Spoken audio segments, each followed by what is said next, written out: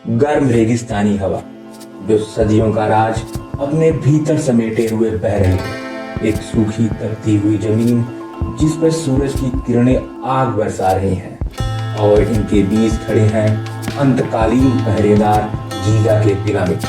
ये केवल पत्थरों के ढांचा नहीं बल्कि हजारों सालों से समय को चुनौती देती हुई एक अनसुलझी गूढ़ पहेली है जो आज भी पूछ रही है, कौन थे वे लोग जिन्होंने इन्हें बनाया और कैसे उन्होंने बिना किसी आधुनिक मशीन के इन भारी भरकम पत्थरों को उठाया होगा। और सबसे बड़ा सवाल, क्या ये वास्तव में एक मकबरा है या फिर किसी और शक्ति के द्वारा। इस रहस्य में उतरेंगे जहां इतिहास की धूल जादू बनके उड़ती है, जहां के पत्थरों के फुसफुसाते हुए समय के कदमों की आहट सुनाई देती है। तो दोस्तों आप लोग बने रहें, आज हम बात करेंगे गीजा के पिरामिड के रहस्य के बारे में और क्या हैं इनकी प्रचलित कथाएं।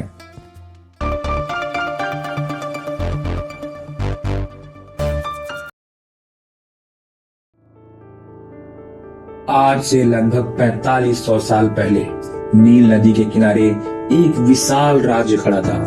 यहाँ के राजा जिन्हें फेरो कहा जाता था वो यहाँ के केवल राजा नहीं बल्कि यहाँ के देवता भी माने जा सकते। और इसी दौर में सिंहासन में विराजमान होते हैं एक महान राजा जिनका नाम था खुफू।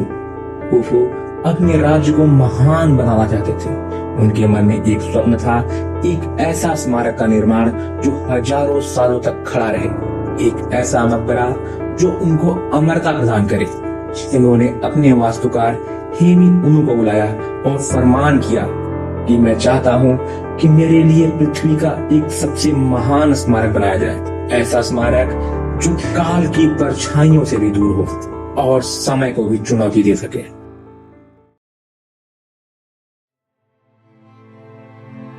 सूरज की झुलसा देने वाली गर्मी में रेगिस्तान के बीच हजारों मजदूर विशाल पत्थरों को काट रहे थे। कुछ शोधकर्ताओं का मानना यह भी है कि इस काम में लगभग 1 लाख मजदूर की जरूरत पड़ी होगी जिन्होंने पत्थरों को नदी के पार ले आया होगा और सटीकता से पत्थरों की कटाई की होगी और रैंप से पत्थरों को ऊपर तक ले गए होंगे। तो क्या मिस्र के लोगों के पास कोई ऐसा ज्ञान रहा होगा जो हम आज भी समझ ना सके हों? तो सवाल फिर यह उठता है कि जब काम पूरा हो गया तो वो सब कहाँ है?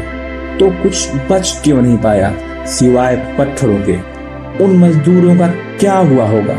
क्या वे इस महान संरचना के भीतर दफन हो गए? क्या यह सिर्फ एक पिरामिड है या फिर बलिदानियों का किला?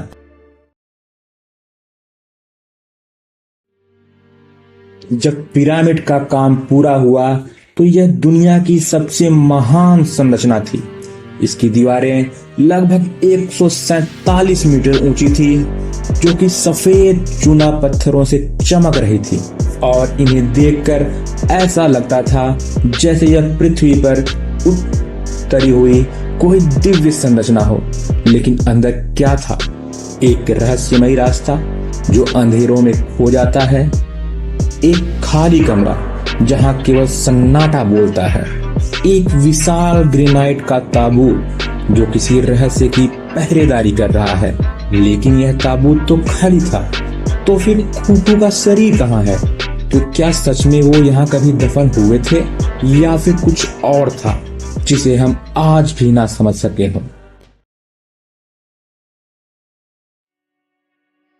गीजा के पिरामिड केवल एक स्मारक नहीं बल्कि मैथमेटिकल वंडर है। इनकी दिशाएं इतनी सटीक हैं कि आधुनिक कंपास भी मात खा जाए। पिरामिड की ऊंचाई और परिधि की परिमाप का अनुपात जैसे पृथ्वी और सूर्य के बीच की गणना में होता है। और कुछ विशेषज्ञ तो ऐसा भी कहते हैं यह कोई मकबरा नहीं बल्कि ऊर्जा का केंद्र था जहां कोई रहस्यमयी शक्ति प्रवाहित होती थी।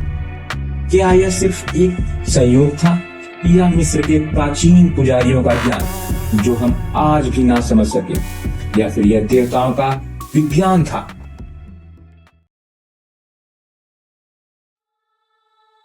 गीजा के पिरामिड के बारे में तो एक रहस्यमयी कहानी भी है कि जब 1920 में हॉवर्ड कार्टर ने राजा के ताबूत को खोला तो उसके बाद जो हुआ दुनिया को हिला देने वाला था। वहां मौजूद कई लोगों की मौत हो गई।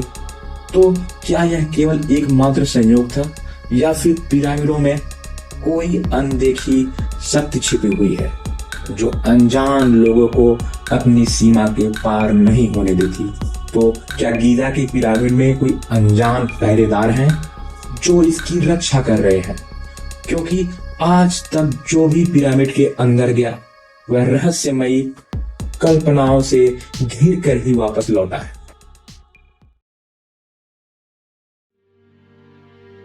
आज भी जब सूरज ढलता है और चांद की रोशनी गीजा के रेत पर पड़ती है तो ऐसा लगता है कि पिरामिड किसी भूले बिसरे युग की ओर संकेत कर रहा हो। क्या इसका रहस्य कभी सुलझेगा या फिर समय की आंखों में धूल झोंकते हुए रेगिस्तान की गहराइयों में छुपा रहेगा? क्योंकि जब भी कोई इंसान इन्हें देखता है तो उनके मन में केवल एक ही सवाल उठता है कि क्या यह इंसानों ने बनाया होगा या फिर कुछ ऐसा जो हमारी कल्पना के परे है। शायद इन सवालों का जवाब नील नदी के लहरों में हो या रेगिस्तान की हवाओं में या कहीं और, या फिर यह रहस्य हमेशा के लिए पत्थरों की गूंज बनकर रह जाएगा और इन पिरामिडों के बीच में गूंजता रहेगा। दोस्तों, अगर आपको वीडियो अच्छी लगी हो तो चैनल को प्लीज़ सब्सक्राइब करें और वीडियो को शेयर करें और साथ ही साथ लाइक भी करें। थैंक यू दोस्तों।